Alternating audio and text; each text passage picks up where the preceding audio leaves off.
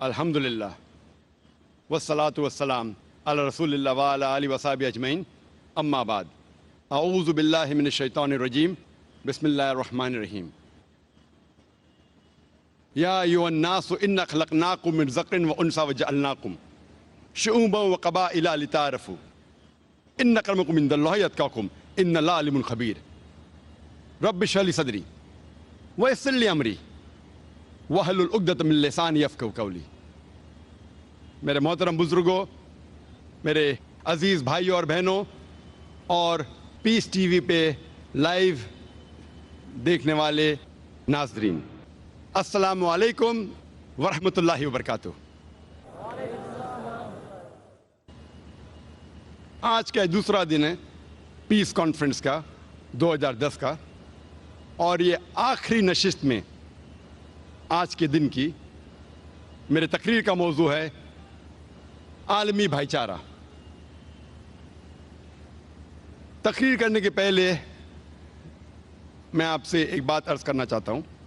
جیسے آپ جانتے ہیں کہ میں اکثر تقریر انگریزی میں کرتا ہوں، اور آج انشاءاللہ میں اردو یا ہندی میں کرنے والا ہوں، اور آپ جانتے ہیں کہ میری تعلیم انگریزی میں ہوئی ہے اور مجھے انگریزی پہ مہارت ہے، تو ظاہر ہے کہ اس اردو یا ہندی تقریر میں غلطیاں کروں گا۔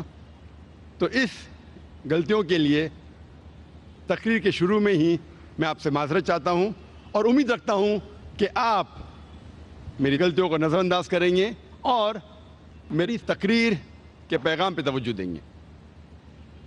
جیسے میں نے کہا تھا، آج کی تقریر کا موضوع ہے عالمی بھائی چارہ۔ بھائی چارے کئی قسم کے ہوتے ہیں۔ مثال کے طور پہ بھائی چارہ رشتے کے بنیاد پر، بھائی چارہ علاقے کے بنیاد پر، بھائی چارہ ذات پات کے بنیاد پر، بھائی چارہ رنگ کے بنیاد پر۔ یہ جتنی بھی بھائی چارے ہیں، یہ سارے بھائی چارے عالمی نہیں ہیں، یہ محدود ہے صرف کچھ لوگوں تک۔ مثال کے طور پہ جو بھائی چارہ رشتہ داری کی بنیاد پر ہے، وہ صرف اپنے رشتہ داروں کو لے کے چلتا ہے، دنیا کے سارے لوگوں کو سمیٹتا نہیں ہے۔ جو بھائی چارہ علاقے کے بنیاد پہ ہے، مثال کے طور پہ ہندوستانی بھائی چارہ، یہ صرف ہندوستانی لوگوں کو لیتا ہے، انگریز لوگوں کو نہیں سمیٹتا ہے۔ اگر بھائی چارہ رنگ کے بنیاد پر ہے، مثال کے طور پہ گورے لوگوں کا بھائی چارہ، تو صرف یہ گورے لوگوں کو سمیٹتا ہے، دنیا کے سارے انسانوں کو نہیں سمیٹتا ہے۔ تو جتنے بھی یہ بھائی چارے ہیں، یہ محدود ہے، ان کو ہم عالمی بھائی چارہ بالکل نہیں کہہ سکتے۔ اسلام اس بات کو تسلیم نہیں کرتا کہ انسان کا ذات کے بنیاد پر بٹوارہ ہوا، یا انسان کا بٹوارہ رنگ کے حساب سے ہونا چاہیے۔ اسلام نہیں مانتا کہ انسان اونچا یا نیچا ہو سکتا ہے رنگ کے بنیاد پر، ذات پات کے بنیاد پر، دولت کے بنیاد پر۔ اللہ سبحانہ تعالیٰ فرماتے ہیں سورہ حجرات میں، سورہ نمبر 49 آیت نمبر 13 میں، جس آیت کی تلاوت میں نے اس لیکچر کو آغاز کرنے پر کی تھی۔ اللہ تعالیٰ فرماتے، یا ایھا الناس انا خلقناکم من ذکر وانثی وجعلناکم شعوبا وقبائل لتعارفوا ان اکرمکم عند اللہ اتقاکم ان اللہ علیم خبیر۔ اے انسانوں، ہم نے تمہیں ایک مرد اور ایک عورت کے جوڑے سے بنایا ہے، پیدا کیا ہے، اور تمہیں قوموں اور قبیلوں میں بانٹا ہے، تاکہ آپ ایک دوسرے کو پہچان سکے، نہ کہ آپ ایک دوسرے سے نفرت کریں۔ اور تم میں سے سب سے بہترین انسان وہ ہے جو متقی ہے۔ اس قرآن مجید کی آیت سے ہمیں پتہ لگتا ہے کہ اللہ سبحانہ و تعالیٰ کا دار و مدار کوئی انسان کو اونچا یا نیچا ماننے کے لیے ذات نہیں ہے، رنگ نہیں ہے، جنس نہیں ہے، دولت نہیں ہے۔ اللہ کے نزدیک کوئی انسان چاہے گورا یا کالا ہو اس سے اونچا یا نیچا نہیں بنتا، چاہے امیر یا غریب ہو اس سے اونچا یا نیچا نہیں بنتا، چاہے وہ ہندوستان میں پیدا ہوا یا یو ایس اے میں پیدا ہوا، اس سے اللہ سبحانہ و تعالیٰ کے نزدیک کوئی انسان اونچا یا نیچا نہیں بنتا۔ اللہ کے نزدیک انسان اونچا تب بنتا ہے جب وہ متقی بنتا ہے۔ کوئی انسان کو جانچنے کے لیے ضرورت ہے تقوی کی۔ تقوی مانے نیکی، اچھے اعمال، دینداری۔ ایک انسان دوسرے انسان سے تبھی اونچا بن سکتا ہے جب وہ اللہ سبحانہ و تعالیٰ کے اور قریب آئیں، دینداری میں اونچا نہ رہے۔ دینداری، اچھے اعمال اور نیکی اللہ کے نزدیک بنیاد ہے کسی انسان کو اونچا یا نیچا کہنے کے لیے۔ اللہ سبحانہ و تعالیٰ فرماتے ہیں قرآن مجید میں، سورہ روم میں، سورہ نمبر 30 آیت نمبر 22 میں، اللہ سبحانہ و تعالیٰ کی نشانی میں سے نشانی ہے یہ آسمان اور زمین اور انسانوں کے جو مختلف رنگ اور زبانیں ہیں۔ یہ نشانی ہے دانش مندوں کے لیے تاکہ وہ سمجھ سکے۔ اللہ کے نزدیک یہ جو اللہ نے مختلف زبانیں انسانوں کو دی ہے، مختلف رنگ دیے ہیں، وہ اللہ تعالیٰ کی نشانی ہے تاکہ آپ ایک دوسرے کو پہچان سکے، نہ کہ آپ ایک دوسرے سے نفرت کریں۔ اللہ تعالیٰ فرماتے ہیں سورہ اسراء میں، سورہ نمبر 17 آیت نمبر 70 میں، وَلَقَدْ كَرَّمْنَا بَنِي آدَمَ، اللہ سبحانہ و تعالیٰ نے سارے بنی آدم پہ کرم فرمایا۔ اللہ سبحانہ و تعالیٰ نے سارے بنی آدم کو عزت دی، چاہے وہ عورت ہو یا آدمی ہو، چاہے کالا ہو یا گورا ہو، چاہے امیر ہو یا غریب ہو۔ اللہ سبحانہ و تعالیٰ نے سارے بنی آدم پر کرم فرمایا۔ کئی مذاہب ہے جو یہ مانتے ہیں کہ ساری انسانیت ایک مرد اور ایک عورت کے جوڑے سے پیدا ہوئی، آدم علیہ السلام اور بی بی حوا۔ ان مذاہب میں سے ایک مذہب مانتا ہے کہ صرف عورت یعنی کہ بیوی حوا انسانیت گناہ میں پیدا ہونے کے لیے ذمہ دار ہے۔ یہ مذہب کہتا ہے کیونکہ ایک عورت نے گناہ کیا، ایک عورت کے وجہ سے ساری انسانیت گناہ میں پیدا ہوئی۔ اسلام اس بات کو بالکل نہیں مانتا۔ اسلام میں آدم علیہ السلام اور بیوی حوا دونوں کو یکساں ذمہ دار ٹھہرایا گیا ہے، اور کئی جگہ قرآن مجید میں اس کا ذکر آتا ہے۔ مثال کے طور پہ سورہ اعراف میں، سورہ نمبر 7 آیت نمبر 19 سے 27 تک تقریباً 1 درجن سے زیادہ ٹائم، 12 سے زیادہ وقت دونوں کو خطاب کیا گیا ہے، آدم علیہ السلام اور بیوی حوا۔ اور یہاں کہا گیا ہے کہ دونوں نے اللہ سبحانہ و تعالیٰ کی بات نہیں مانی، دونوں نے اس کے بعد معافی مانگی اور اللہ سبحانہ و تعالیٰ نے دونوں کو معاف کیا۔ قرآن مجید کے مطابق دونوں کو یکساں ذمہ دار، دونوں کو یکساں قصوروار ٹھہرایا گیا ہے۔ قرآن مجید میں ایک بھی آیت نہیں ہے جس میں کہیں بھی صرف بیوی حوا کو قصوروار ٹھہرایا گیا ہے، لیکن قرآن مجید میں ایک آیت ہے جس میں صرف آدم علیہ السلام کا ذکر ہے۔ وہ سورہ طٰہٰ سورہ نمبر 20 آیت نمبر 121 میں جہاں کہا گیا ہے کہ آدم علیہ السلام نے اللہ سبحانہ و تعالیٰ کا کہنا نہیں مانا۔ لیکن جب قرآن مجید کی ساری آیتیں پڑھتے ہیں ہمیں پتہ چلتا ہے کہ دونوں یکساں قصوروار ہیں۔ اور کچھ غیر اسلامک مذہب ہے جو یہ کہتے ہیں کہ اس کے وجہ سے اللہ سبحانہ و تعالیٰ نے عورتوں پر لعنت بھیجی اور عورتیں تکلیف سے بچے جنیں گی، یہ ان کے لیے ایک سزا ہے۔ کیونکہ عورت نے اللہ کا کہنا نہیں مانا، اسی لیے عورت کے اوپر لعنت ہے اور وہ تکلیف کے ساتھ بچوں کو جنیں گی اور اپنے شوہر کی غلام بنیں گی۔ اسلام اس بات کو بالکل نہیں مانتا، بلکہ قرآن مجید میں حمل کی وجہ سے عورت کے رتبے کو اٹھا دیا گیا ہے۔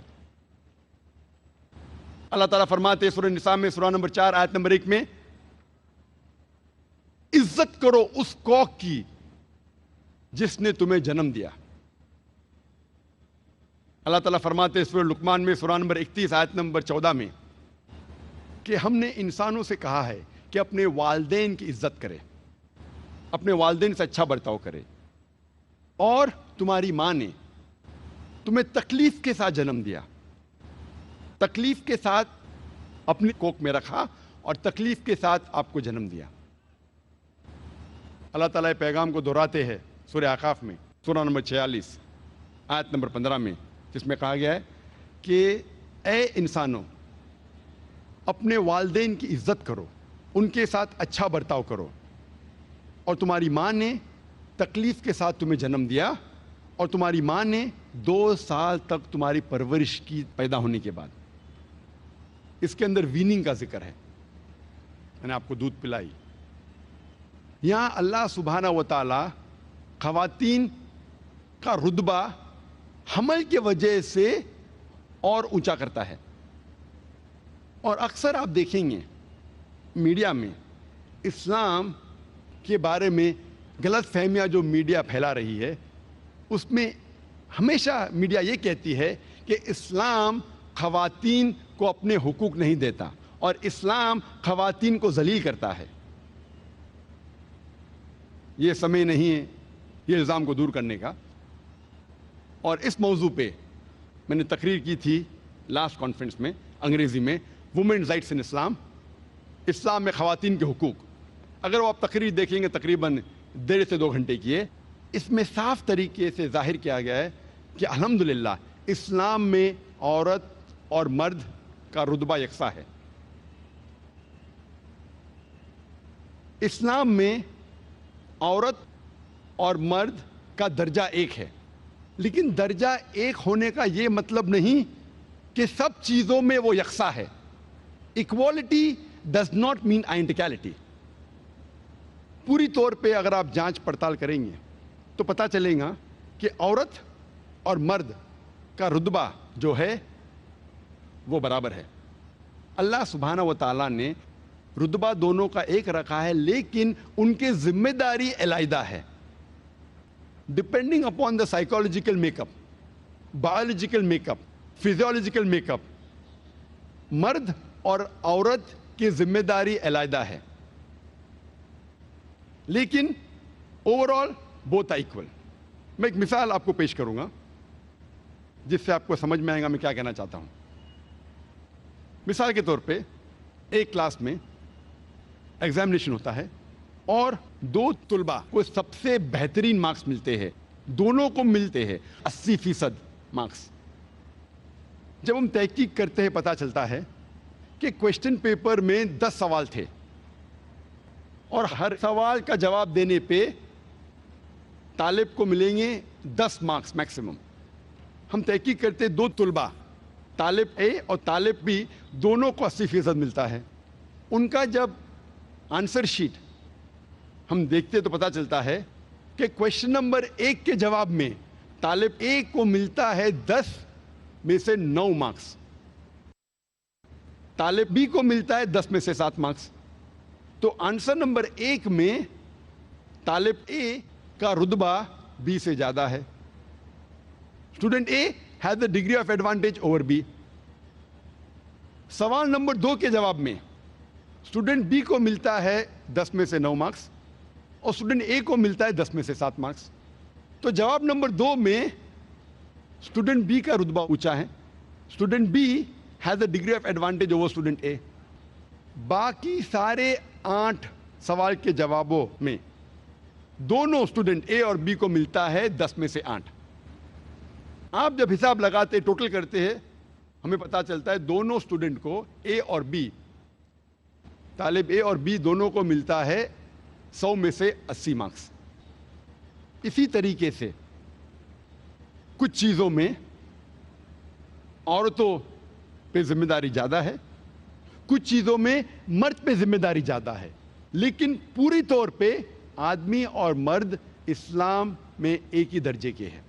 مثال کے طور پہ اگر ایک چور میرے گھر میں داخل ہوتا ہے، میں نہیں کہوں گا میں خواتین کے حقوق میں مانتا ہوں، I believe in women's rights. میں نے کہوں گا میری بہن اور میری بیوی سے کہ جا کے چور کا سامنا کرو. میں جانتا ہوں کہ آدمی عورت سے زیادہ طاقتور ہے، اور اللہ سبحانہ تعالیٰ فرماتے سورہ نساء میں سورہ نمبر 4 آیت نمبر 34 میں کہ اللہ سبحانہ و تعالیٰ نے مرد کو عورت سے زیادہ طاقت دی ہے تاکہ ان کی ذمہ داری ہے کہ عورت کو سپورٹ کرے، عورت کی حفاظت کرے. تو اس کے اندر کیونکہ مرد کو طاقت زیادہ دی ہے، اسی لیے مرد کی ذمہ داری ہے کہ وہ عورت کی حفاظت کرے. میں یہ نہیں کہہ سکتا ہوں I believe in women's rights, میں خواتین کے حقوق میں مانتا ہوں اس لیے میری بہن، میری اہلیہ، میرے والدہ جا کے جھگڑا کرے. دوسری مثال ہے، یہ کہا گیا ہے صحیح بخاری میں جلد نمبر 8 کتاب الاداب چیپٹر نمبر 2 حدیث نمبر 2 میں ایک شخص محمد صلی اللہ علیہ وسلم کے پاس آتے ہیں اور ان سے کہتے ہیں کہ ساری دنیا میں مجھے سب سے زیادہ محبت کس سے کرنا چاہیے؟ اور اللہ کے رسول فرماتے تیری ماں سے. پھر وہ شخص کہتے اس کے بعد کون؟ اللہ کے رسول فرماتے تیری ماں. وہ شخص کہتا ہے اس کے بعد کون؟ اللہ کے رسول فرماتے تیری ماں. چوتھی بار جب پوچھتا ہے اس کے بعد کون؟ اللہ کے رسول فرماتے تیرا باپ. اس سے ہمیں یہ معلوم پڑتا ہے کہ 75%، 3/4 حصہ اپنے محبت کا ہر انسان کو دینا چاہیے اپنے والدہ کو، اور 25%، 1/4 حصہ دینا چاہیے اپنے والد کو. مختصر سا ہم یہ کہہ سکتے کہ والدہ کو ملتا ہے گولڈ میڈل، سونے کا تمغہ، والدہ کو ملتا ہے سلور میڈل، چاندی کا تمغہ، والدہ کو ملتا ہے برونز میڈل، تمغے کا تمغہ، اور والد کو اطمینان رکھنے کے لیے ملتا ہے صلح بخش انعام، کنسولیشن پرائز. یہ ہمارے آخری نبی محمد صلی اللہ علیہ وسلم کی تعلیمات ہے اور ہمیں اس پہ عمل کرنا چاہیے. تو اس چیز میں ہمیں پتہ چلتا ہے کہ عورتوں کا درجہ، کیونکہ وہ انسان کو اپنے پیٹ میں 9 مہینے رکھتی ہے اور تکلیف کے ساتھ جنم دیتی ہے، عورتوں کا رتبہ اللہ سبحانہ و تعالیٰ اور اونچا کرتا ہے.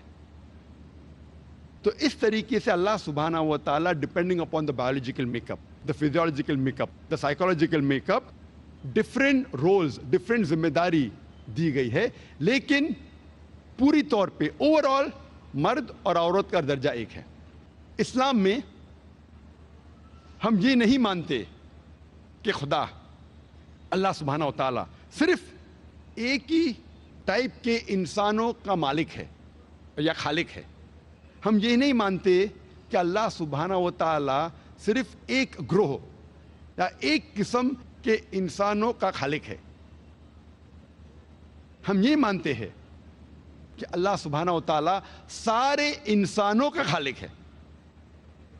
اور اللہ تعالیٰ فرماتے سورہ فاتحہ میں سورہ نمبر 1 آیت نمبر 1 یا 2 میں الحمدللہ رب العالمین، ساری تعریف ہے اس اللہ کی جو سارے عالموں کا رب ہے، سارے عالموں کا، اس دنیا کا اور جتنی دنیا موجود ہے اس کا رب ہے.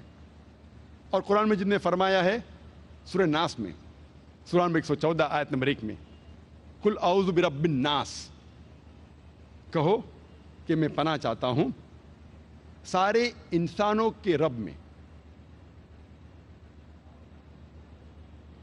یہ رب جو ہے سارے انسانوں کا ہے، صرف ایک قسم کے انسان کا نہیں، سارے انسانوں کا رب ہے.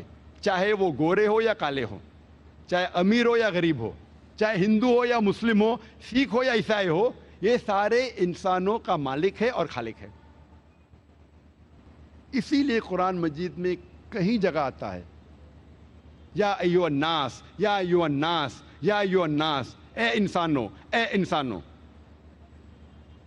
कुरान मजीद में हमें कई तालीमात मिलती है जिससे आलमी भाईचारा को बढ़ावा मिलता है, जिससे आलमी भाईचारा इस दुनिया में कायम हो सकता है।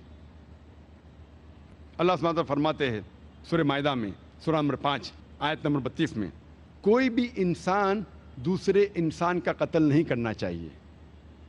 सिर्फ कत्ल के बदले कत्ल, या कोई इंसान इस ज़मीन पे फसाद फैला रहा है, वरना कोई इंसान दूसरे इंसान का जब कत्ल करता है वो गोया के सारी इंसानियत का कत्ल कर रहा है। और अगर कोई भी इंसान दूसरे इंसान की जान बचाता है, गोया के ऐसा है कि सारे इंसानों की जान बचा रहा है। इससे पता लगता है कि कोई भी इंसान एक दूसरे इंसान का कत्ल करता है, मासूम इंसान का, चाहे वो मुसलमान हो या गैर मुसलमान हो। कुरान में लिखा है अगर कोई भी इंसान दूसरे मासूम इंसान का कत्ल करता है वो ऐसा है कि सारी इंसानियत का कत्ल कर रहा है।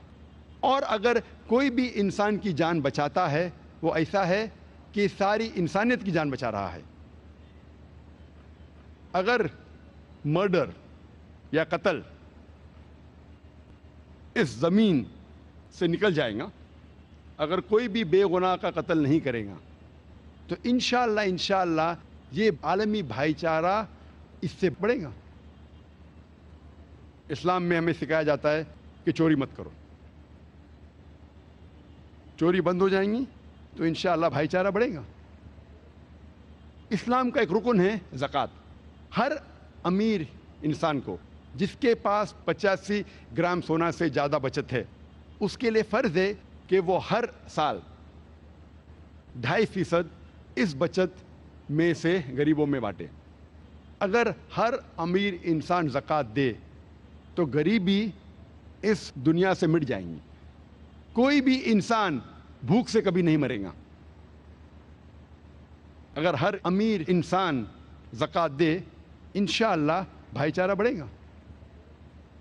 अल्लाह ताला फरमाते हैं कि एक दूसरे की मदद करो। अल्लाह ताला फरमाते हैं सूरह माउन में, सूरा नंबर 107 आयत नंबर 1 से 7 में, अरैतल लज़ी युकज़्ज़िबु बिद्दीन फ़ज़ालिकल लज़ी यदूक़ुल यतीम अला यहुद्दु अला तआमिल मिस्कीन फ़वैलुल लिल मुसल्लीन अल्लज़ीना हुम अन सलातिहिम साहून अल्लज़ीना हुम युराऊन व यमनऊनल माऊन। क्या आप देखते नहीं वो इंसान को जो आखिरत को झुटलाता है, जो यतीमों की मदद नहीं करता, जो मिस्कीन को खाना खिलाने की मदद नहीं करता। लानत है वो लोगों पर जो नमाज पढ़ते हैं सिर्फ दिखाने के लिए, जो नमाज में गफलत करते हैं, और जो लोग दूसरे की मामूली सी मदद नहीं करते। कुरान में कहा गया है कि एक इंसान दूसरे इंसान की मदद करना चाहिए, और ये इंसान पे लानत है जो छोटी छोटी मदद अपने भाइयों की, अपने पड़ोसी की नहीं करते। अगर हर इंसान अपने पड़ोसी की मदद करे, अपने भाइयों की मदद करे, इंशाअल्लाह भाईचारा बढ़ेगा। अल्लाह ताला फरमाते हैं कुरान मजीद में, सूरा नंबर 17 में, सूरा इसरा में आयत नंबर 26 और 27 में, कि जो फजूल खर्ची करते हैं वो शैतान के भाई है। फजूल खर्ची करना इस्लाम में हराम है। फजूल खर्ची भाईचारे को रोकती है। कुरान मजीद में कहा गया है सूरह बकरा में, सूरा नंबर 2 आयत नंबर 188 में, वर्स नंबर 188 में, कि अपनी दौलत का इस्तेमाल मत करो जज को देने के लिए, ताकि वो अपना जजमेंट आपके फेवर में दे, ताकि वो अपना वर्डिक्ट आपके हक में दे जो गलत है, ताकि आप दूसरे लोग की दौलत छीन सको। یعنی قرآن مجید میں کہا گیا ہے کہ رشوت دینا حرام ہے. اگر آپ کوئی جج کو رشوت دیتے ہیں, کوئی حاکم کو رشوت دیتے تاکہ آپ دوسرے کی دولت چھین سکو, یہ بالکل حرام ہے. رشوت دینے سے بھائی چارہ گھٹتا ہے. قرآن مجید میں اللہ تعالیٰ فرماتے ہیں سورہ مائدہ میں سورہ نمبر 5 آیت نمبر 90 میں, یا ایھا الذین آمنو, اے ایمان والو, انما الخمر والمیسر, بے شک شراب اور جوا, والاصنام والانظام, بت پرستی اور پاسے پھینکنا, رجس من عمل الشیطان, یہ شیطان کے کام ہیں. فاجتنبوا لعلکم تفلحون, آپ اس سے بچو تاکہ آپ فلاح پاؤ. قرآن مجید میں سورہ مائدہ سورہ نمبر 5 آیت نمبر 90 میں اللہ تعالیٰ کہتے ہیں کہ جوا, شراب, پاسے پھینکنا, بت پرستی, یہ سارے کام یہ شیطان کے کام ہیں اور اس سے بھائی چارہ گھٹتا ہے. اللہ تعالیٰ فرماتے ہیں سورہ حجرات میں سورہ نمبر 49 آیت نمبر 11 اور 12 میں کہ کوئی آدمی دوسرے آدمیوں پہ نہیں ہنسنا چاہیے. آپ کو نہیں پتا, ہو سکتا ہے کہ دوسرا آپ سے اچھا ہے. کوئی عورت دوسری عورتوں پہ نہیں ہنسنا چاہیے, ہو سکتا ہے کہ وہ دوسرے عورت آپ سے بہتر ہے. ایک دوسرے کو برے نام سے مت بلاؤ, آپس میں گمان مت کرو. کئی بار گمان گناہ ہوتا ہے. ایک دوسرے کی غیبت مت کرو. کیا آپ اپنے مرے ہوئے بھائی کا گوشت کھانے کو تیار ہے؟ بے شک نہیں, آپ کو گن آئیں گی.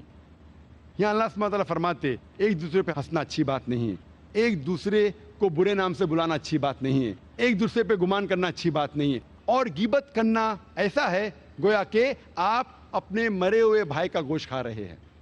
یہ کرنے سے بھائی چارہ گھٹتا ہے. تو اسلام کی کئی تعلیمات ہے جس سے ہمیں سبق مل سکتا ہے کس طریقے سے عالمی بھائی چارہ اس دنیا میں قائم کر سکتے. نہ کہ اسلام صرف کہتا ہے بھائی چارے کے بارے میں, اسلام میں ہر ماننے والوں کے لیے فرض ہے کہ وہ کم از کم 5 وقت بھائی چارہ کو عمل میں لائے.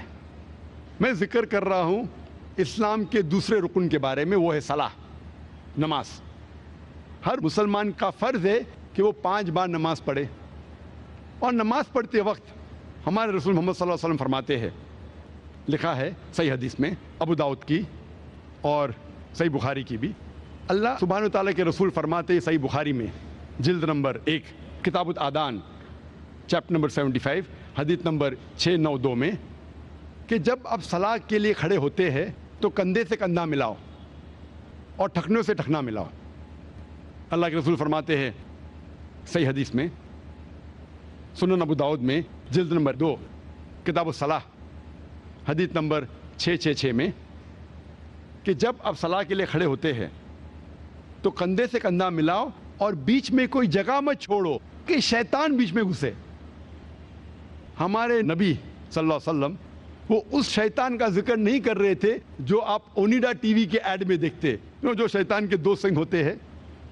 اللہ کے رسول اس شیطان کا ذکر کر رہے تھے, وہ شیطان جو آپ انسانوں کے درمیان بھید بھاؤ پیدا کرتا ہے, رنگ کا, دولت کا, اونچ نیچ. جب ہم صلاح کے لیے کھڑے ہوتے ہیں, مسلمان کے لیے فرض ہے کہ وہ کندھے سے کندھا ملائے. آپ کے سامنے چاہے راجا کھڑا ہو یا فقیر, امیر یا غریب, گورا یا کالا, آپ کے لیے فرض ہے کہ آپ کندھے سے کندھا ملائیں. ہر مسلمان کے لیے فرض ہے کہ کم از کم وہ 5 بار ہر روز بھائی چارے کے اوپر عمل کرے. اسلام کا 5واں رکن ہے حج, اور حج ایک بہترین مثال ہے بھائی چارے کے بارے میں. حج سب سے بڑی سالانہ گیدرنگ ہے, جلسہ ہے, جہاں تقریباً 3 سے 4 ملین 30 سے 40 لاکھ لوگ مختلف ممالک سے آتے ہیں, امریکہ سے, کینیڈا سے, इंग्लैंड से, पाकिस्तान से, इंडिया से, सिंगापुर से, इंडोनेशिया से, मलेशिया से, और सारे पहन के आते 2 बिना सिला सफ़ेद कपड़ा। आप ये भी नहीं पहचान सकते जो सामने आपके खड़ा है वो राजा है कि फ़कीर है। और सब आते हैं एक ही मकसद से, लब्बैक अल्लाहुम्मा लब्बैक, ए खुदा हम हाजिर है तेरे लिए। और मोहम्मद सल्लल्लाहु अलैहि वसल्लम हज्जुल विदा में, जो हज का आखिरी खुतबा था, उसमें कहते हैं कि कोई भी अरब दूसरे गैर अरब अजम से ऊंचा नहीं है। ना कोई अजम कोई अरब से ऊंचा है, कोई गोरा इंसान काले से ऊंचा नहीं है, ना कोई काला इंसान गोरे से ऊंचा है। सिर्फ एक वजह से ऊंचा हो सकता है, वो है तकवा के बुनियाद पर, परहेजगारी के बुनियाद पर, दीनदारी के बुनियाद पर, नेकी के बुनियाद पर। इस्लाम में बुनियादी रुकन जो है वो है तौहीद। और इस्लाम का बुनियादी रुकन है कि सारे इंसानों का मालिक, खालिक, रब, रहबर एक ही है, वो है अल्लाह सुब्हानहू व तआला। और ये आलमी भाईचारे के लिए फ़र्ज़ है। इसके बिना आलमी भाईचारा मुमकिन ही नहीं,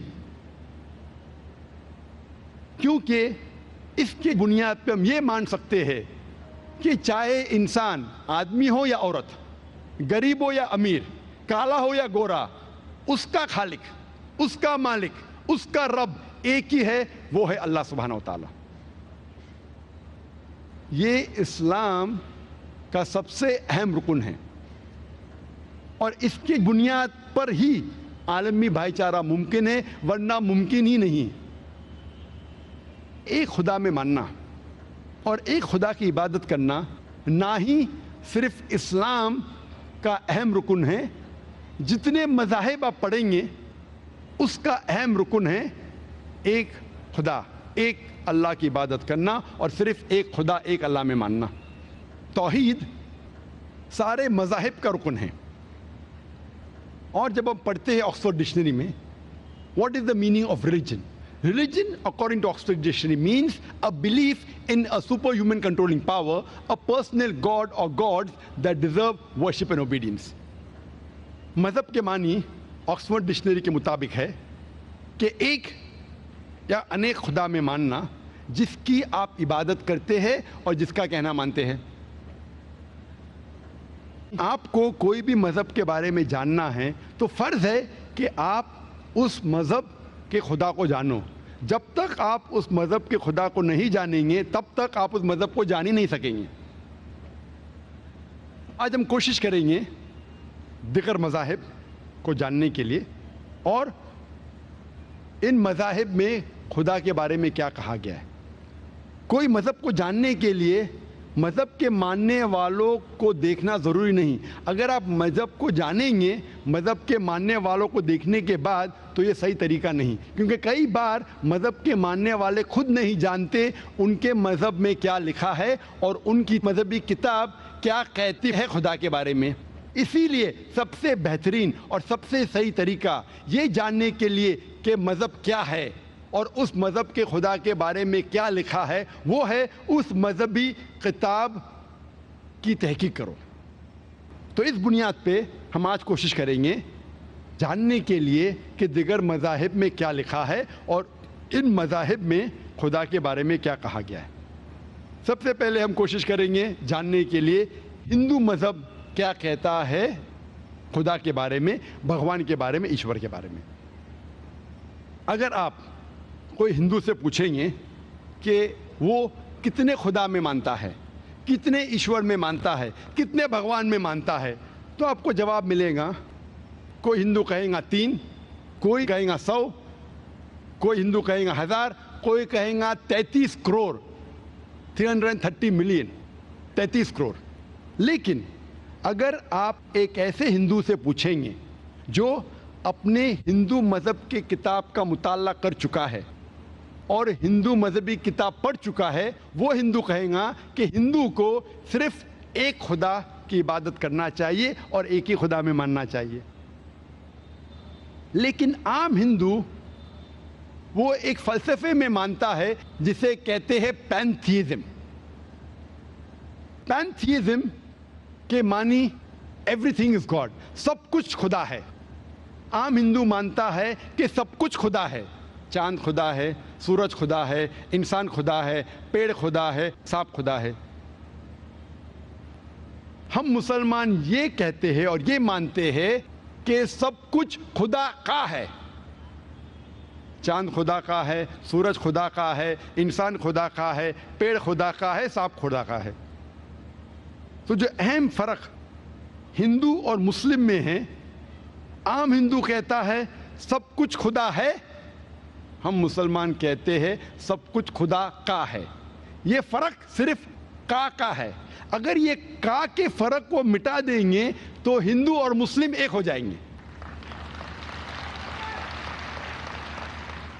اس فرق کو مٹانے کے لیے اللہ سبحانہ تعالیٰ فرماتے ہیں سورہ ال عمران میں، سورہ نمبر 3 آیت نمبر 64 میں، کل یا اہل کتاب، کہو اہل کتاب سے، تعالوا الی کلمۃ سواء بین بینکم، آؤ ہم اس بات کی طرف جو آپ اور ہم میں یکساں ہے.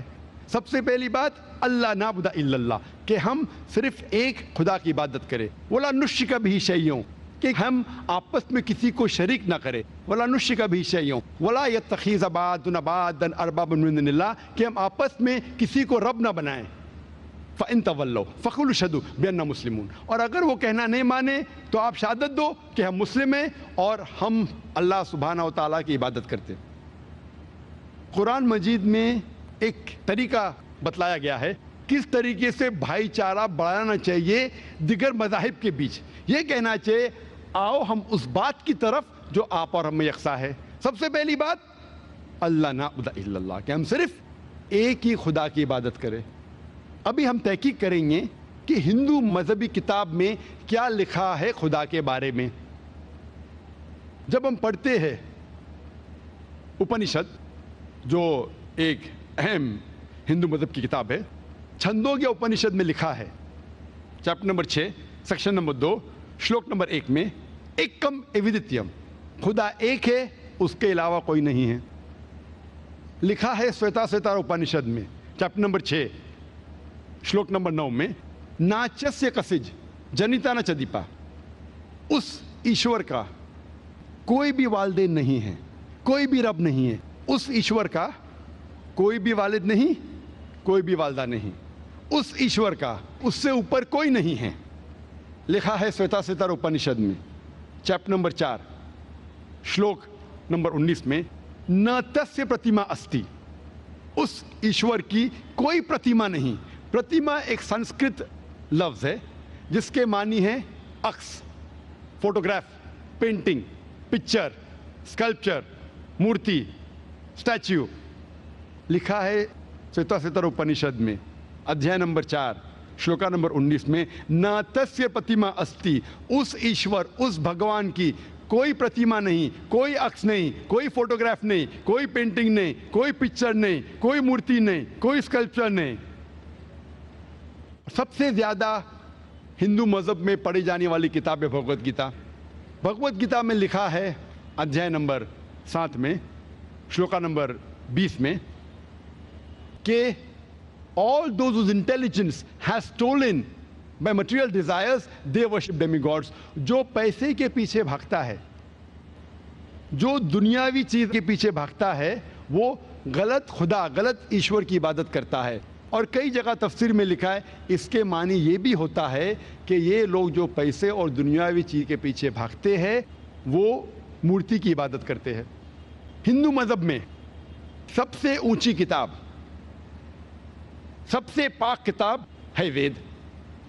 وید میں لکھا ہے یجروید ادھیائے نمبر 32 منتر نمبر 3 میں، نہ تسیہ پرتیما استی، اس ایشور، اس بھگوان کی کوئی پرتیما نہیں، کوئی پینٹنگ نہیں، کوئی پکچر نہیں، کوئی پورٹریٹ نہیں، کوئی مورتی نہیں، کوئی اسٹیچو نہیں، کوئی اسکلپچر نہیں.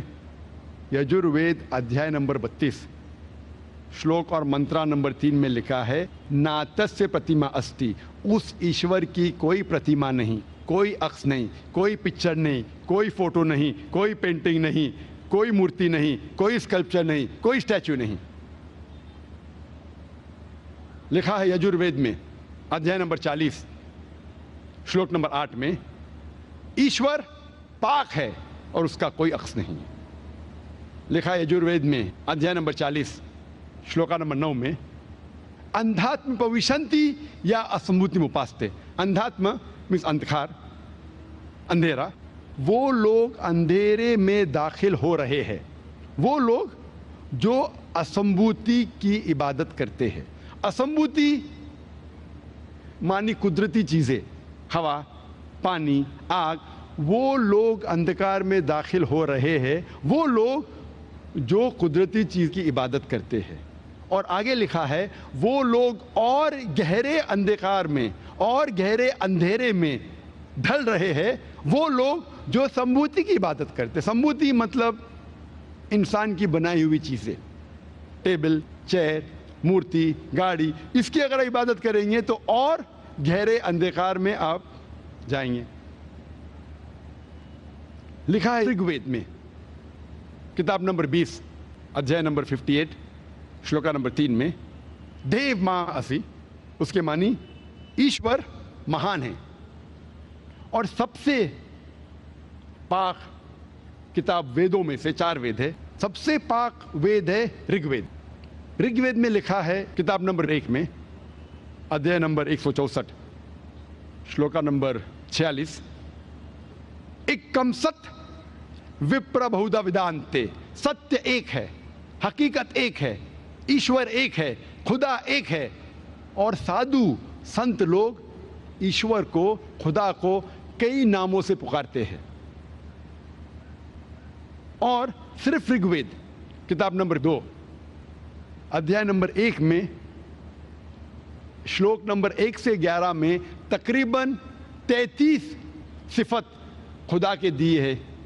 सिर्फ ऋग्वेद किताब नंबर 2 अध्याय नंबर 1 श्लोका नंबर 1 से 11 में 33 सिफत लिखी गई है खुदा के बारे में।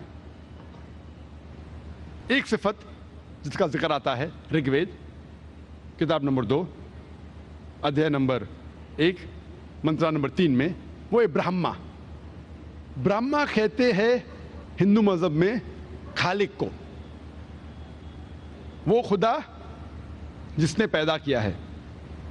हम मुसलमान को कोई गिला शिकवा नहीं अगर कोई कहता है कि खुदा खालिक है या खुदा बनाने वाला है या खुदा क्रिएटर है या खुदा ब्रह्मा है। लेकिन अगर कोई शख्स ये कहता है कि ब्रह्मा वो खुदा है जिसके 4 सिर है, हम मुसलमान इस पे एतराज़ देते हैं, क्योंकि आप अपनी किताब श्वेताश्वेतर उपनिषद अध्याय नंबर 4 श्लोका नंबर 19 के खिलाफ जा रहे हैं, जिसमें लिखा है ना तस्य प्रतिमा अस्ति, उस ईश्वर की कोई प्रतिमा नहीं, कोई अक्ष नहीं, कोई पिक्चर नहीं, कोई पेंटिंग नहीं, कोई मूर्ति नहीं, कोई स्कल्पचर नहीं, कोई स्टैच्यू नहीं।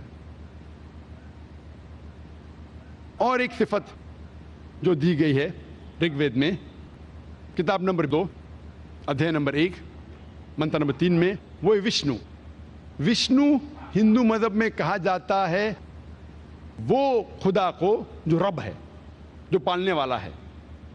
इंग्लिश में तर्जुमा करेंगे तो हो जाता है सस्टेनर। हम मुसलमान को कोई एतराज़ नहीं अगर कोई कहता है कि खुदा सस्टेनर है या खुदा रब है या खुदा विष्णु है। लेकिन अगर कोई शख्स ये कहता है कि विष्णु वो खुदा है जिसके पास 4 हाथ है, एक हाथ में चक्रा है, दूसरे हाथ में कौंच है, और वो पानी पे जा रहा है सांप पे, या उड़ रहा है हवा में गरुड़ा पे, हम मुसलमान उसके ऊपर एतराज़ लेते हैं, क्योंकि ये उनकी मजहबी किताबों के भी खिलाफ है। यजुर्वेद अध्याय नंबर 32 श्लोका नंबर 3 में लिखा है ना तस्य प्रतिमा अस्ति, उस भगवान की कोई मूर्ति नहीं, कोई अक्ष नहीं, कोई प्रतिमा नहीं, कोई पिक्चर नहीं, कोई पेंटिंग नहीं, कोई स्टैच्यू नहीं। लिखा है ऋग्वेद में किताब नंबर 8 अध्याय नंबर 1 श्लोका नंबर 1 में, मां चिदनदी संसद, इबादत सिर्फ उस ईश्वर की करो, तारीफ सिर्फ उसकी है। लिखा है ऋग्वेद में किताब नंबर 6 अध्याय नंबर 45 श्लोका नंबर 16 में, या एक इतमुश्ती ही, इबादत करो सिर्फ एक खुदा की, तारीफ सिर्फ उसकी है। और हिंदुइज्म का ब्रह्म सूत्र, हिंदू धर्म का ब्रह्म सूत्र है, एकम ब्रह्म द्योत्या नास्ते, नेना नास्ते किंचन, भगवान एक ही है, दूसरा नहीं है, नहीं है, नहीं है, जरा भी नहीं है। There is only one God, not a second one, not at all, not at all, not in the least bit. जब हम हिंदू मज़हब की किताबों का मुताला करते हैं, हमें पता चलता है हिंदू धर्म के बारे में, और हिंदू धर्म में खुदा किसे कहते हैं। इससे बेशक हिंदू और मुसलमानों में भाईचारा बढ़ेगा। जब अब ये जान ले कि खुदा किसे कहते हैं हिंदू मज़हब में, और हिंदू मज़हब क्या कहता है खुदा के बारे में, इंशाअल्लाह ये भाईचारा बढ़ेगा। अब हम जानने की कोशिश करेंगे यहूदियत में, जुडाइज़म में खुदा का तस्वुर क्या है। जब हम ओल्ड टेस्टामेंट पढ़ते हैं, यहूदियत की मज़हबी किताब में लिखा है, ड्यूटरोनॉमी में चैप्टर नंबर 6 वर्स नंबर 4 में मूसा अलैहिस्सलाम फरमाते हैं, शमा इज़राइलो अदनहीन अदनई खद, ए इज़राइली सुनो, हमारा खुदा, हमारा रब एक खुदा है। लिखा है बुक ऑफ आइज़ाया में चैप्टर नंबर 43 वर्स नंबर 11 में, even I am Lord and besides me there is no savior, मैं ही खुदा हूं और मेरे अलावा कोई भी बचाने वाला नहीं है। लिखा है बुक ऑफ आइज़ाया में चैप्टर नंबर 45 वर्स नंबर 5 में, I am Lord and there is none else, I am God and there is no God besides me, मैं हूं रब और मेरे अलावा कोई नहीं, मैं हूं खुदा और मेरे अलावा कोई नहीं है। लिखा है बुक ऑफ आइज़ाया में चैप्टर नंबर 46 वर्स नंबर 9 में, चैप्टर 46 वर्स नंबर 9 में, I am God and there is none else, I am God and there is none like me, मैं हूं खुदा और मेरे अलावा कोई नहीं, मैं हूं खुदा और मेरे जैसा कोई नहीं है। लिखा है बुक ऑफ एक्सोडस में चैप्टर नंबर 20 वर्सेस नंबर 3 से 5, Thou shall have no other God besides me. Thou shall not make unto thee any graven image of anything, of any likeness, in the heaven above, in the earth beneath, in the water beneath the earth. Thou shalt not bow down to them, nor serve them, for I, thy God, thy Lord, am the jealous God. लिखा है book of exodus में अध्याय number 20 verse number 3 से 5 में, आप मेरे अलावा कोई खुदा में नहीं मानेंगे और आप मेरे जैसा कोई अक्स नहीं बनाएंगे, चाहे वो आसमान में हो, इस ज़मीन पे हो, या इस ज़मीन के नीचे पानी में हो, और आप उनके सामने नहीं झुकेंगे और उनकी इबादत नहीं करेंगे, क्योंकि मैं खुदा हूँ, जलन रखने वाला खुदा हूँ। यही पैगाम फिर से दोहराया है बुक ऑफ ड्यूटोनॉमी में chapter number 5 versus number 7 to 9 में, 7 से 9 तक में लिखा है कि thou shall have none other God beside me, thou shall not make unto thee any graven image of anything, of any likeness, in the heaven above, in the earth beneath, in the water beneath the earth. Thou shalt not bow down to them, nor serve them, for I, thy God, thy Lord, is a jealous God. आप मेरे अलावा कोई और खुदा में नहीं मानेंगे, आप मेरे जैसा अक्स नहीं बनाएंगे, चाहे वो कोई भी चीज़ हो, आसमान में, ज़मीन पे, या ज़मीन के नीचे पानी में। आप इनकी इबादत नहीं करेंगे, आप इनको सजदा नहीं करेंगे, क्योंकि मैं खुदा हूँ, जलन रखने वाला खुदा हूँ। जब हम यहूदी मज़हब की किताबों का मुताला करते हैं, हमें पता चलता है इस मज़हब में खुदा का सही तस्वुर, और ये जानने के बाद इंशाअल्लाह भाईचारा बढ़ेगा। हम अब कोशिश करेंगे जानने के लिए ईसाईयत में खुदा का तस्वुर क्या है। इसके पहले मैं आपसे चंद बातें कहना चाहता हूँ। اسلام ایک واحد غیر عیسائی مذہب ہے جس میں فرض ہے کہ آپ عیسیٰ علیہ السلام کو مانو. کوئی بھی مسلمان رہ ہی نہیں سکتا جب تک وہ عیسیٰ علیہ السلام میں ایمان نہ لائے. ہم یہ مانتے ہیں کہ عیسیٰ علیہ السلام اللہ سبحانہ و تعالیٰ کے بھیجے ہوئے ایک عظیم پیغمبر ہے. ہم یہ مانتے ہیں کہ عیسیٰ علیہ السلام وہ مسیح تھے. ٹرانسلیٹ کریں گے تو ہو جاتا ہے کرائسٹ. ہم یہ مانتے ہیں کہ عیسیٰ علیہ السلام ایک معجزہ کے ذریعے پیدا ہوئے بنا کوئی والد کے، جو کئی ماڈرن کرسچن نہیں مانتے. ہم یہ مانتے ہیں کہ عیسیٰ علیہ السلام نے مردوں میں جان ڈالی اللہ کی مدد سے. ہم یہ مانتے ہیں کہ عیسیٰ علیہ السلام نے اندھوں کو روشنی دی اللہ کی مدد سے. ہم یہ مانتے ہیں کہ عیسیٰ علیہ السلام نے جو لوگوں کو کوڑ کی بیماری تھی ان کو سدھارا اللہ کی مدد سے. عیسائی اور مسلمان ایک ساتھ جا رہے ہیں. لیکن کوئی اگر یہ پوچھیں گا اختلاف کیا ہے؟ اختلاف یہ ہے کہ اکثر عیسائی یہ مانتے ہیں کہ عیسیٰ علیہ السلام خدا ہے اور عیسیٰ علیہ السلام نے خدائی کا دعویٰ کرا. میں اسلام اور دیگر مذاہب کا طالب علم ہوں اور میں بائبل پڑھ چکا ہوں اور میں جانتا ہوں کہ بائبل میں کہیں بھی ایک صاف جملہ نہیں ہے بنا شک کے، بنا کوئی ڈاؤٹ کے، بنا کوئی غلط فہمی کے، جس میں عیسیٰ علیہ السلام خود کہتے ہیں کہ میں خدا ہوں یا میری عبادت کرو. اگر کوئی بھی کرسچن کوئی بھی بائبل میں سے ایک صاف جملہ مجھے بتائے بنا شک کے، بنا کوئی غلط فہمی کے، جس میں عیسیٰ علیہ السلام خود کہتے ہیں کہ میں خدا ہوں یا کہتے ہیں کہ میری عبادت کرو، میں آج ہی اسی وقت عیسائیت قبول کرنے کو تیار ہوں. میں دوسرے مسلمان بھائیوں کی طرف سے بات نہیں کر رہا ہوں، انہیں شاید بائبل کے بارے میں علم نہیں ہوگا. میں اپنے سر کو تلوار کی نوک پہ رکھنے کو تیار ہوں کیونکہ میں بائبل کا طالب علم ہوں اور میں جانتا ہوں کہ بائبل میں کہیں بھی ایک بھی صاف الفاظ نہیں ہیں بنا کوئی شک، بنا کوئی غلط فہمی کے، جس میں عیسیٰ علیہ السلام خود کہتے ہیں کہ میں بھگوان ہوں، کہ میں ایشور ہوں، کہ میں خدا ہوں یا میری عبادت کرو. لیکن جب ہم بائبل کا مطالعہ کرتے ہیں، بائبل کو پڑھتے ہیں، ہمیں پتہ لگتا ہے کہ عیسیٰ علیہ السلام نے خود فرمایا گاسپل آف جان میں چیپٹر نمبر 14 میں ورس نمبر 28 میں، my father is greater than آئی، میرے والد یعنی خدا میرے سے زیادہ عظیم ہے. عیسیٰ علیہ السلام فرماتے ہیں گاسپل آف جان میں چیپٹر نمبر 10 ورس نمبر 29 میں، my father is greater than آل، میرے والد، میرے خدا سب سے عظیم ہیں. لکھا ہے گاسپل آف میتھیو میں چیپٹر نمبر 12 ورس نمبر 28 میں، I cast out devils with the spirit of God، میں شیطانوں کو بھگاتا ہوں خدا کی مدد سے.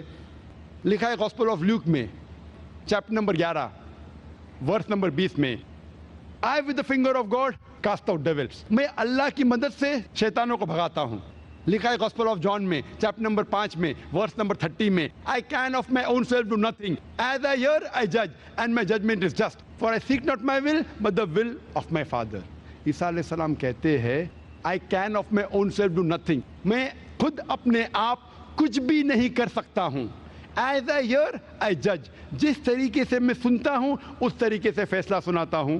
As I hear I judge and my judgment is just، اور میرا فیصلہ حق کا ہے. For I seek not my will but the will of my Father، کیونکہ میں خود اپنی مرضی سے کچھ نہیں کرتا ہوں، جو بھی کرتا ہوں خدا کی مرضی سے کرتا ہوں. اگر کوئی بھی شخص یہ کہتا ہے کہ میں جو بھی کرتا ہوں خدا کی مرضی سے کرتا ہوں، اسے عربک میں کہتے ہیں مسلم. عیسیٰ علیہ السلام مسلم تھے. عیسیٰ علیہ السلام نے خدائی کا دعویٰ کبھی بھی نہیں کیا، بلکہ صاف طور پہ کہا گیا ہے گاسپل آف میتھیو میں چیپٹر نمبر 5 ورس نمبر 17 سے 20 میں عیسیٰ علیہ السلام کہتے ہیں، think not that I have come to destroy the law of the prophets, آپ یہ مت سوچو کہ میں پرانے لا اصول کو یا پرانے پیغمبروں کے خلاف بات کرنے کے لیے آیا ہوں. I have come not to destroy but to fulfill. میں ختم کرنے کے لیے نہیں آیا ہوں, میں آیا ہوں مکمل کرنے کے لیے. Until the heaven and the earth pass away, not one jot or tittle shall pass away from the law until all be fulfilled. جب تک زمین اور آسمان ہے, ایک بھی قانون, چھوٹا سا تن کا بھر قانون نہیں ادھر سے ادھر ہوگا جب تک زمین اور آسمان ہے. And anyone who breaks one of the least commandments and teach men to do so shall be called least in the kingdom of heaven. اور جو بھی کوئی شخص اگر ایک چھوٹا سا قانون خدا کا توڑتا ہے, وہ آخرت کے اندر کبھی بھی سفلتا نہیں پائیں گا, وہ جنت میں نہیں جائیں گا. And anyone who keeps the commandments and teach men to do so shall be called great in the kingdom of heaven. اور جو کوئی اللہ کا کہنا مانتا ہے اور قانون کی پیروی کرتا ہے اور لوگوں کو سکھاتا ہے, وہ آخرت میں عظیم درجہ پائیں گا اور جنت میں جائیں گا.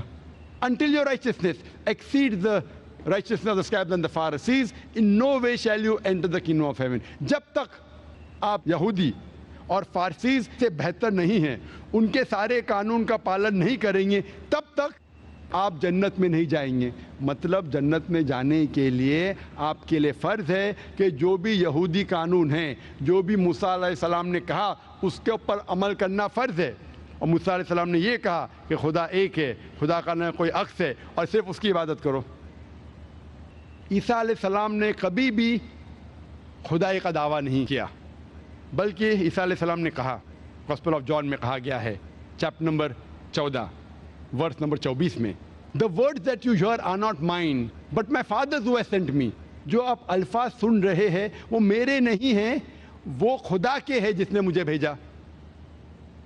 لکھا گیا گاسپل آف جان میں چیپٹر نمبر 17 میں ورس نمبر 3 میں, This life is eternal so that you may know there is one God and Jesus Christ whom thou hast sent. آپ جانو کہ خدا ایک ہے اور اس خدا نے عیسیٰ علیہ السلام کو بھیجا ہے. عیسیٰ علیہ السلام نے خدائی کا دعویٰ کبھی بھی نہیں کیا, بلکہ صاف طور پہ لکھا گیا ہے بک آف ایکٹس میں چیپٹر نمبر 2 ورس نمبر 22 میں, Ye men of Israel, listen to this. Jesus of Nazareth, a man approved of God amongst you by wonders and miracles which God did by him, and you are witness to it. اس میں کہا گیا ہے, Ye men of Israel, listen to this.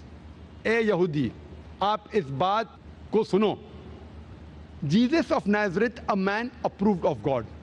عیسیٰ علیہ السلام جو نصارہ سے تھے, جن کو اللہ سبحانہ و تعالیٰ نے چنا, جو ایک آدمی تھے آپ کے درمیان سے چنا. Jesus of Nazareth, a man approved of God amongst you by wonders and miracles and signs. اور اللہ سبحانہ و تعالیٰ نے ان کے ذریعے معجزہ اور نشانی دکھائی, اور آپ اس کے گواہ ہیں, and you are witness to it. یہاں صاف طور پہ کہا گیا ہے عیسیٰ علیہ السلام جو ایک انسان تھے, اللہ نے آپ کے درمیان میں سے چنا اور ان کے ذریعے معجزہ کیے تاکہ آپ اس کے گواہ بن سکو. اور جب عیسیٰ علیہ السلام سے پوچھا گیا تھا کہ سب سے پہلا کمانڈمنٹ, سب سے پہلی تعلیم کیا ہے, عیسیٰ علیہ السلام ہو بہو وہی لفظ جو موسیٰ علیہ السلام نے کہا تھا اسے دہراتے ہیں. گاسپل آف مارک میں چیپٹر نمبر 12 ورس نمبر 29 میں, شما اسرائیلو ادنہین و ادنیخد. اے اسرائیل, آپ جان لو کہ ہمارا خدا, ہمارا رب ایک خدا ہے. تو جب ہم بائبل کا مطالعہ کرتے ہیں, ہمیں پتہ چلتا ہے کہ عیسائیت میں خدا کا صحیح تصور کیا ہے. اب ہم جاننے کی کوشش کریں گے کہ اسلام میں خدا کا تصور کیا ہے. اگر آپ پوچھتے کوئی مسلمان سے کہ خدا کا تصور کیا ہے, تو سب سے بہترین جواب کوئی مسلمان دے سکتا ہے وہ ہے سورہ اخلاص. اور سورہ اخلاص میں کہا گیا ہے, سورہ نمبر 112 آیت نمبر 1 سے 4 میں, کل هو اللہ احد, کہو کہ اللہ ایک ہے. اللہ الصمد, اللہ جو بے نیاز ہے. لم یلد ولم یولد, نہ وہ کسی سے جنا ہے نہ کسی کو جنا ہے. ولم یکن لہ کفوا احد, اس کے جیسا کوئی نہیں ہے. یہ سورہ اخلاص میں 4 آیتیں ہیں جس میں 4 شرائط ہے. اور کوئی بھی انسان کہتا ہے کہ یہ شخص خدا ہے, اگر یہ 4 شرائطوں پہ اترتا ہے تو ہم مسلمان کو کوئی گلا شکوہ نہیں ماننے کے لیے کہ وہ شخص خدا ہے. سب سے پہلی شرط قل هو اللہ احد, کہو کہ اللہ ایک ہے. دوسری شرط اللہ الصمد, اللہ جو بے نیاز ہے. تیسری شرط لم یلد ولم یولد, نہ وہ کسی کو جنا ہے نہ کسی سے جنا ہے. اور چوتھی شرط ولم یکن لہ کفوا احد, اس کے جیسا کوئی نہیں ہے. یہ چاروں شرائط پہ اگر کوئی اترتا ہے, ہمیں کوئی گلا شکوہ نہیں ماننے کے لیے کہ وہ اللہ ہے. یہ سورہ اخلاص خدا کو جاننے کا طلسمہ ہے. کوئی بھی شخص کہتا ہے کہ یہ خدا ہے, اس کو جاننے کے لیے ضروری ہے کہ وہ سورہ اخلاص کے بنیاد پہ اترے. مثال کے طور پہ اگر کوئی شخص کہتا ہے کہ بھگوان رجنیش خدا ہے. ایک وقت ایک ہندو بھائی نے مجھ سے کہا کہ ہم ہندو نہیں مانتے بھگوان رجنیش خدا ہے. میں نے کبھی بھی نہیں کہا کہ ہندو کہتے ہیں بھگوان رجنیش خدا ہے. ہندو دھرم کی کتابوں میں کہیں نہیں لکھا ہے کہ بھگوان رجنیش خدا ہے. میں نے کہا کچھ لوگ مانتے ہیں کہ بھگوان رجنیش خدا ہے. ہم اس بھگوان رجنیش کو دیکھیں گے کہ سورہ اخلاص کے بنیاد پہ وہ سفلتا پاتا ہے کہ نہیں. سب سے پہلے قل هو اللہ احد, کہو کہ اللہ ایک ہے. کیا رجنیش ایک تھا؟ ہم جانتے ہیں کہ کئی انسانوں نے دعویٰ کیا خدا رہنے کا, اور خصوصاً اس دیش ہندوستان میں ہزاروں انسان نے کہا ہے کہ میں بھگوان ہوں, میں خدا ہوں. بھگوان رجنیش ایک ہی نہیں ہے. لیکن ایک رجنیش بھکت کہیں گا نہیں وہ ڈیفرنٹ ہے, علیحدہ ہے, الگ ہے. دوسری شرط اللہ الصمد, اللہ جو بے نیاز ہے. کیا بھگوان رجنیش بے نیاز تھا؟ Was he absolute internal? ہم اس کی آٹو بایوگرافی پڑھتے پتہ لگتا ہے کہ اس کی آٹو بایوگرافی میں لکھا ہوا ہے کہ بھگوان رجنیش کو ڈائبٹیز کی بیماری تھی, اس کو استھما تھا, اس کو ریڑھ کی ہڈی کی بیماری تھی. آپ سوچ سکتے ہیں بھگوان کو, ایشور کو, خدا کو ریڑھ کی ہڈی کی بیماری ہے, استھما ہے, ڈائبٹیز ہے. اور تیسری شرط لم یلد ولم یولد, نہ وہ کسی کو جنتا ہے نہ کسی سے جنا ہے. ہم جانتے ہیں کہ بھگوان رجنیش وہ مدھیہ پردیش میں پیدا ہوئے تھے, ان کے والدین تھے, اور سن 1981 میں رجنیش جاتے امریکہ, اور وہ ایک اسٹیٹ آف اوریگون میں اپنا سینٹر شروع کرتے رجنیش پورم. اور کچھ سال بعد کئی ہزاروں امریکن کو وہ بیوقوف بناتے ہیں. یو ایس اے کی گورنمنٹ رجنیش کو اریسٹ کرتی ہے, گرفتار کرتی ہے اور ڈالتی ہے جیل میں. رجنیش کہتے ہیں کہ U S a government give me slow poisoning, مجھے جیل میں یو ایس اے نے دھیرے دھیرے زہر دیا. جیل میں زہر دیا. آپ سوچ سکتے بھگوان کو کوئی زہر دے رہا ہے, بھگوان کو سلو پوائزننگ کر رہا ہے. اور 1985 میں 1985 میں یو ایس اے رجنیش کو یو ایس اے کے باہر نکالتے, پھر سے ہندوستان میں آتا ہے اور پونا میں اپنے پرانے سینٹر میں جاتا ہے اور واپس سے اس کو شروع کرتا ہے, اور اسے کہا جاتا ہے اوشو کمیون. آج جب آپ پونا میں جائیں گے اوشو کمیون میں, جب داخل ہوئیں گے تو اس کی سمادھی پہ لکھا ہوا ہے Rajneesh Osho never born, never died, but visit the earth from the 11th of December 1931 to the 19th of January 1990. Osho نہ کبھی پیدا ہوا نہ کبھی انتقال ہوا, لیکن اس زمین پہ سیر کرنے کے لیے آئے, گھومنے کے لیے آئے. 11 دسمبر 1931 سے 19 جنوری 1990 تک وہ اس تختیب میں لکھنے بھول گئے کہ رجنیش کو 22 ممالک کی ویزا نہیں ملی. آپ سوچ سکتے بھگوان دھرتی پہ آتے ہیں, زمین پہ آتے سیر کرنے کے لیے, گھومنے کے لیے, اور اسے ویزا کی ضرورت ہے. اور آرک بشپ آف گریس کہتے ہیں کہ رجنیش کو اس دیش سے نکالو ورنہ اس کا گھر اور اس کے ڈسائپلز, اس کے ماننے والوں کا گھر جلائیں گے. اور آخری شرط وَلَمْ يَكُنْ لَهُ كُفُوًا أَحَدٌ, اس کے جیسا کوئی نہیں ہے. یہ بہت اہم ہے. اگر آپ اللہ کی برابری کسی سے کر سکے دنیا میں تو وہ اللہ ہی نہیں ہے. وَلَمْ يَكُنْ لَهُ كُفُوًا أَحَدٌ. ہم جانتے ہیں رجنیش کو عام انسان جیسے 2 آنکھ تھے, 1 ناک تھی, 1 منہ تھا, 2 ہاتھ تھے. اگر کوئی شخص کہتا ہے اور اللہ کی برابری کرتا ہے اور کہتا ہے کہ خدا آرنلڈ شوارزنیگر سے 1000 گنا طاقتور ہے. آرنلڈ شوارزنیگر کا نام سنا ہوگا آپ نے, جس کو ٹائٹل ملا تھا مسٹر یونیورس, سب سے طاقتور انسان ساری کائنات میں, مسٹر ورلڈ, سب سے طاقتور انسان ساری دنیا میں, اگر آپ خدا کو کسی کے ساتھ کمپیئر کر سکے, مقابلہ کر سکے, چاہے وہ آرنلڈ شوارزنیگر ہو, چاہے دارا سنگھ ہو, چاہے کنگ کانگ ہو, چاہے 1000 گنا ہو, چاہے لاکھ گنا ہو, چاہے کروڑ گنا ہو, وہ خدا ہی نہیں, وہ اللہ ہی نہیں. وَلَمْ يَكُنْ لَهُ كُفُوًا أَحَدٌ. تو یہ 4 شرائط ہے کسی کو خدا کہنے کے لیے. اگر یہ 4 شرائط پہ کوئی سفلتا پاتا ہے, ہمیں کوئی گلا شکوہ نہیں اس شخص کو کہنے کے لیے کہ وہ خدا ہے. جب ہم قرآن کا مطالعہ کرتے ہیں ہمیں پتہ چلتا ہے کہ اسلام میں خدا کا صحیح تصور کیا ہے, اور یہ جاننے کے بعد انشاءاللہ عیسائی اور مسلم اور ہندو اور یہودی میں بھائی چارہ انشاءاللہ بڑھیں گا. اس طریقے سے ہم جب مطالعہ کرتے ہیں دیگر مذاہب کا اور جانتے ہیں کہ ہر مذاہب میں جو بنیادی اصول ہے وہ ہے کہ ایک خدا میں مانو اور اس خدا کی عبادت کرو اور اس خدا کی کوئی مورتی نہیں. اور یہ جاننا اور ماننا بہت اہم ہے بھائی چارے کے لیے. توحید کے بنا عالمی بھائی چارہ ممکن ہی نہیں ہے, ناممکن ہے. صرف توحید ہی ایک اصول ہے جس کے ذریعے عالمی بھائی چارہ ممکن ہے. اور یہ جو بھائی چارہ ہے ایمان کی بنیاد پر, یہ بھائی چارہ صرف سارے انسان جو دنیا میں رہتے ہیں ان کو نہیں سمیٹتا.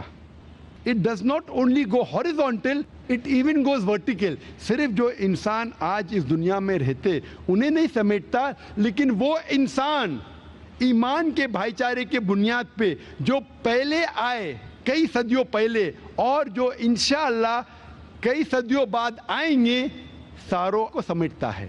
This universal brotherhood of believing in one God does not only go horizontal, it even goes vertical.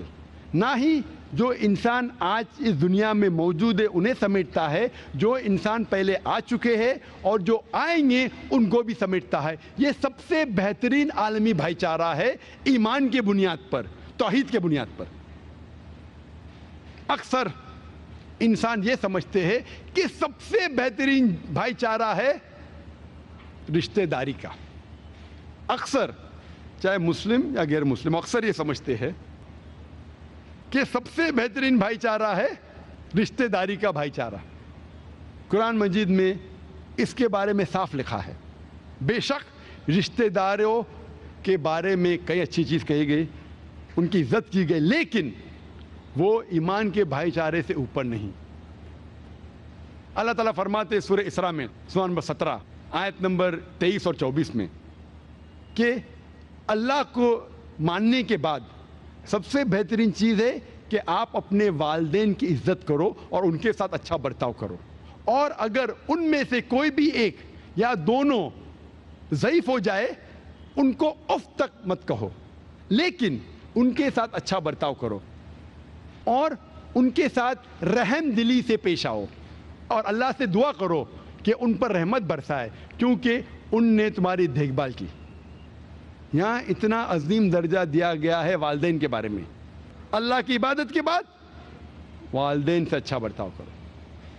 میں نے کہا اپنی تقریر میں سورہ لقمان میں سورہ نمبر 31 آیت نمبر 14 اور سورہ احقاف سورہ نمبر 46 آیت نمبر 15 میں کہا گیا ہے کہ اے انسانوں اپنے والدین سے اچھا برتاؤ کرو, لیکن فوراً بعد سورہ لقمان سورہ نمبر 31 آیت نمبر 15 میں کہا گیا ہے لیکن اگر آپ کے والدین جد و جہد کرے آپ کو کسی اور کی عبادت کرنے کے لیے اللہ کے علاوہ, آپ ان کا کہنا مت مانو, پھر بھی ان کے ساتھ حسن سلوک کرو.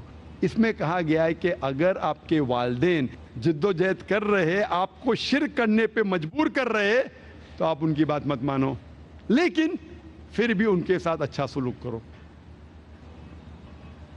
اللہ تعالیٰ فرماتے سورہ نساء میں سورہ نمبر 4 آیت نمبر 135 میں یا ایھا الذین آمنو, اے مومنو حق کے لیے گواہی دو, اللہ کے لیے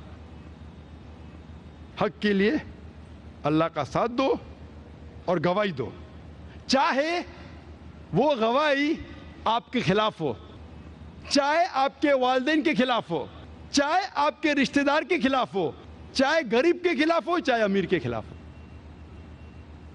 اللہ تعالیٰ فرماتے اے مومنوں، اے مسلمانوں، حق کا ساتھ دو، اللہ کے لیے گواہی دو، چاہے وہ آپ کے خلاف ہو، چاہے آپ کے والدین کے خلاف ہو، چاہے آپ کے رشتہ دار کے خلاف ہو، چاہے امیر کے یا غریب کے خلاف ہو۔ مطلب اپنے خلاف بھی اگر حق کی بات کرے، اگر آپ کا نقصان بھی ہو پھر بھی حق کی بات کرو، اللہ کا ساتھ دو، چاہے آپ کے والدین کے خلاف ہو اللہ کا ساتھ دو، چاہے آپ کے رشتہ دار کا خلاف ہو اللہ کا ساتھ دو، چاہے امیر یا غریب کے خلاف ہو۔ امیر کے خلاف بھی دینا پڑا تو اللہ کے لیے امیر کے خلاف گواہی دو۔ یہ تو میں سمجھتا تھا امیر کے خلاف، اور امیر کے خلاف تو کیا ہوا، گواہی دینا چاہیے، لیکن جب ایک تفسیر پڑھا مجھے پتا چلا، جب اللہ تعالیٰ کہتے امیر یا غریب، ہمارے ذہن میں آتا ہے کیا امیر کے خلاف بھی گواہی دیں گے ہم، لیکن امیر کے خلاف تو دینا پڑے تو دو، لیکن اگر آپ سوچتے غریب انسان ہے اس کا کون دیکھ بھال کرے گا، چلو میں جھوٹی گواہی غریب کے فیور میں دوں، وہ بھی حرام ہے، کیونکہ لکھا ہے کہ اللہ تعالیٰ دونوں کی حفاظت کرتے، چاہے امیر ہو چاہے غریب ہو۔ مطلب صرف امیر کے خلاف مت دو، لیکن غریب کے خلاف بھی اگر دینا پڑا حق کی گواہی، آپ یہ نہیں سوچ سکتے ارے غریب انسان ہے اس کے ساتھ کون ہے، تو میں جھوٹی گواہی اس کے فیور میں دو، اس کے حق میں دو، غلط ہے۔ جھوٹی گواہی غریب سمجھ کے دینا وہ بھی غلط ہے، کیونکہ اللہ تعالیٰ سب کا دیکھ بھال کرتا ہے، چاہے امیر ہو یا غریب ہو، کالا ہو یا گورا ہو، عورت ہو یا آدمی ہو۔ اس آیت سے یہ معلوم پڑتا ہے کہ جو ایمان کا درجہ ہے، ایمان کا بھائی چارہ، وہ رشتہ داری کے بھائی چارے سے کہیں زیادہ افضل ہے۔ میں اپنے تقریر کو ختم کرنا چاہتا ہوں چند مثالوں کے ساتھ۔ قرآن مجید میں کئی مثالیں ہیں جس میں ہمیں پتہ چلتا ہے کس طریقے سے ہمارے پیغمبروں نے ایمان کے بھائی چارے کے لیے رشتہ داری کی قدر نہیں کی۔ سب سے بہترین مثال ہے نوح علیہ السلام کی، جس کا ذکر آتا ہے سورہ ہود میں، سورہ نمبر 11 آیت نمبر 45 سے آیت نمبر 49 تک۔ اور ہمیں بیک گراؤنڈ پتہ ہے نوح علیہ السلام کے بارے میں کہ نوح علیہ السلام اللہ کے پیغمبر تھے، انہیں وحی آئی تھی کہ بارش ہونے والی ہے تو آپ ایک ناؤ بناؤ۔ وہ لوگوں سے پیغام دیتے، اکثر لوگ نہیں مانتے، ان میں سے ان کا بیٹا بھی نہیں مانتا، بولتا ہے بارش اس ڈیزرٹ میں، اس صحرے میں ممکن ہی نہیں، اور آ بھی گئی تو میں پہاڑی کی چوٹی پہ جا کے بیٹھ جاؤں گا، اتنا اونچا پانی تو آ ہی نہیں سکتا ہے۔ یہاں نوح علیہ السلام اللہ سبحانہ و تعالیٰ سے وچن لیتے ہیں کہ یا اللہ سبحانہ و تعالیٰ آپ میرے گھر والوں کو بچانا، اللہ تعالیٰ وعدہ دیتے کہ میں تمہارے گھر والوں کو بچاؤں گا۔ پھر بارش آتی ہے، نوح علیہ السلام کے بیٹے وہ جاتے پہاڑی کی چوٹی پہ، اور بارش آتی ہے، پانی بڑھتا ہے چوٹی پہ بڑھتا ہے، اور ان کا بیٹا جب ڈوبنے آتا ہے وہ مدد کے لیے چلاتا ہے اپنے والد سے، نوح علیہ السلام سے۔ تو نوح علیہ السلام اللہ کی طرف دیکھ کے کہتے ہیں اور ان کو وعدہ یاد دلاتے کہ تو نے وعدہ کیا تھا کہ تو میرے گھر والوں کو بچائیں گا۔ اللہ تعالیٰ وہی نازل کرتے ہیں تیرا بیٹا تیرا گھر والا نہیں ہے، تیرا بیٹا تیرا گھر والا نہیں ہے۔ مطلب ایمان کی جو بنیاد ہے وہ رشتہ داری سے کئی زیادہ عظیم ہے۔ تو اللہ تعالیٰ یہ فرماتے ایمان والے تیرے گھر والے ہیں، تیرا بیٹا تیرا گھر والا نہیں ہے۔